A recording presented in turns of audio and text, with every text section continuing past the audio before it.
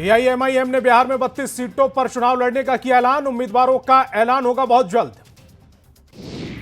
दिल्ली में करीब 8 घंटे तक हुई बीजेपी की कोर ग्रुप की बैठक। सूत्रों के मुताबिक बैठक में बिहार की 90 से 100 सीटों पर हुआ मंथन। मांझी, कुशवाहा और बीजेपी ने बताया फॉर्मूला। सूत्रों के अनुसार चेतन आनंद की बदल सकती है सीट। शिवहर की जगह चेतन आनंद नवीनगर से लड़ सकते हैं चुनाव। बीजेपी के खाते में जा सकती है शिवहर की सीट। बीजेपी अध्यक्ष जेपी नड्डा और उपेंद्र कुशवाहा के बीच 1.5 घंटे तक चली बैठक। सीट शेयरिंग को लेकर चर्चा। इससे पहले जीतन राम मांझी से भी 25 मिनट तक चली थी मुलाकात। महागठबंधन में सीट शेयरिंग को लेकर कांग्रेस प्रदेश अध्यक्ष राजेश कुमार का बड़ा बयान। कहा, सीट शेयरिंग लगभग तय, 13 अक्टूबर या उससे पहले सुलझ जाएगा मसला। बेरी के चिलबिला गांव के पास आरजेडी विधायक फतेह बहादुर का विरोध। युवकों ने विधायक के काफिले को रोककर मुर्दाबाद के नारे लगाए। विधायक के काफिले की गाड़ी में जबरन बैठाकर आगे ले जाकर नीचे फेंकने का युवक ने लगाया आरोप। विधायक ने आरोप को बताया गलत। प्रशांत किशोर ने तेजस्वी यादव के विधानसभा में जाकर बोला हमला। कहा, अगर मैं राघोपुर से चुनाव लड़ा तो तेजस्वी का वही हाल होगा जो राहुल का अमेठी में हुआ। जनसुराज की राष्ट्रीय कार्यकारिणी की 12 अक्टूबर को होगी बैठक। दूसरी सूची को लेकर बनेगी फाइनल सहमति।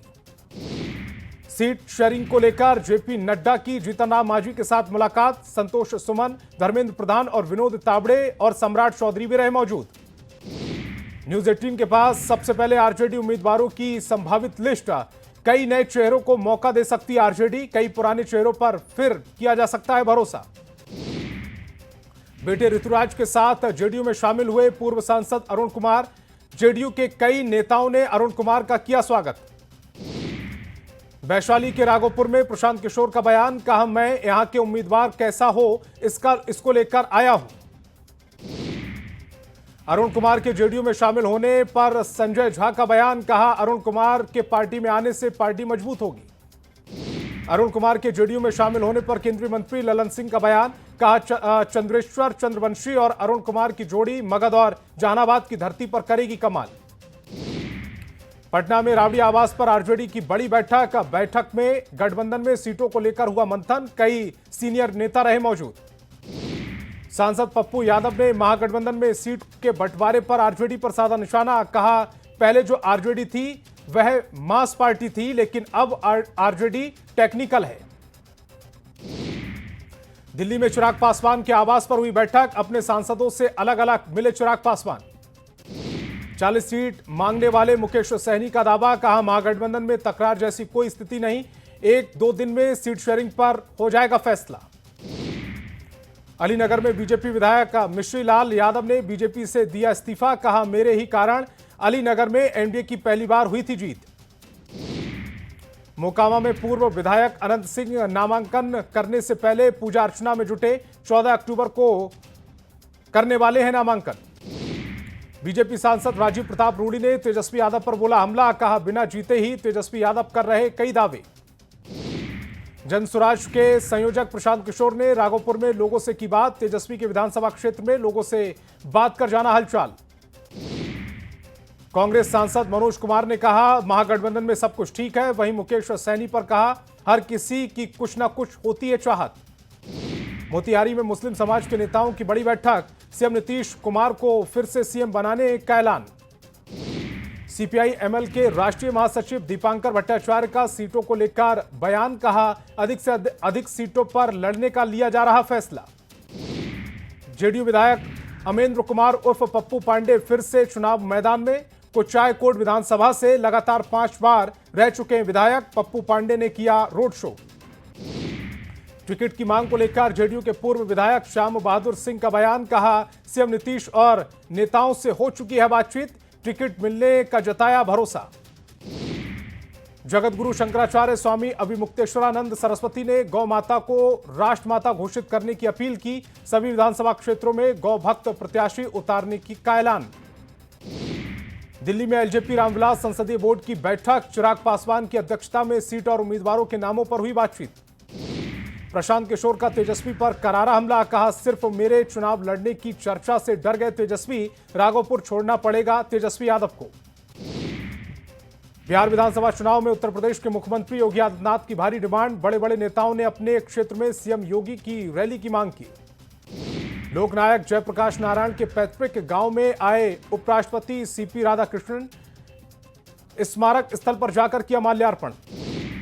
सांसद शांभवी चौधरी का सीट शेयरिंग पर बयान। कहा, आज हमारी केंद्रीय संसदीय बोर्ड की बैठक, राष्ट्रीय अध्यक्ष चिराग पासवान लेंगे अंतिम फैसला। पवन सिंह नहीं लड़ेंगे विधानसभा का चुनाव। सोशल मीडिया पर पोस्ट कर दी जानकारी। लिखा, मैं पार्टी का सच्चा सिपाही। न्यूज 18 के पास जेडीयू के संभावित उम्मीदवारों की पहली लिस्ट। ज्यादातर पुराने चेहरों पर दांव लगा सकती है पार्टी। पाला बदल कर आए नेताओं पर भी मिल सकता है टिकट। विधानसभा चुनाव की हलचल के बीच जनशक्ति जनता दल के संस्थापक तेज प्रताप यादव का बड़ा बयान। कहा, मैं महुआ से ही लड़ूंगा चुनाव। लोकनायक जयप्रकाश नारायण की जयंती। प्रधानमंत्री मोदी ने तस्वीर को पुष्पांजलि अर्पित कर श्रद्धांजलि दी।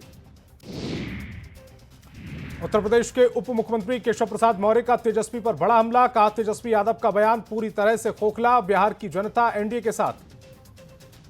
सीट शेयरिंग और सीटों को लेकर दिल्ली में बीजेपी का मंथन। मंगल पांडे ने कहा, हम पूरी तरह से एकजुट, साथ मिलकर लड़ेंगे चुनाव।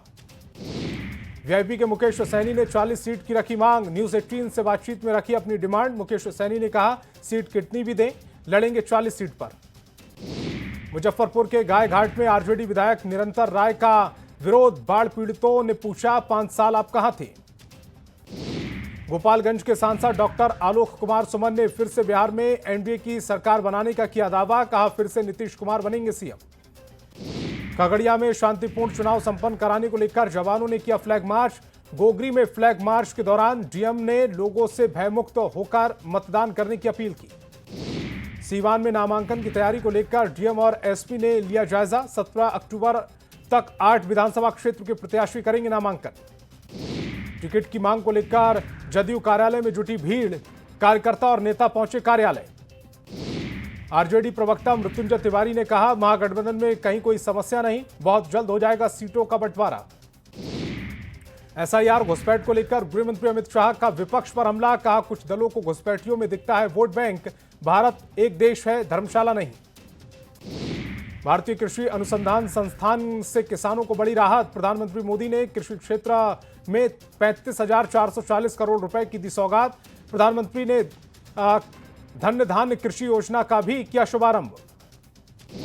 औरंगाबाद में 11 नवंबर को होने वाले मतदान को लेकर कोषांगों के नोडल पदाधिकारियों ने की समीक्षा बैठक। तैयारियों को लेकर की मीटिंग।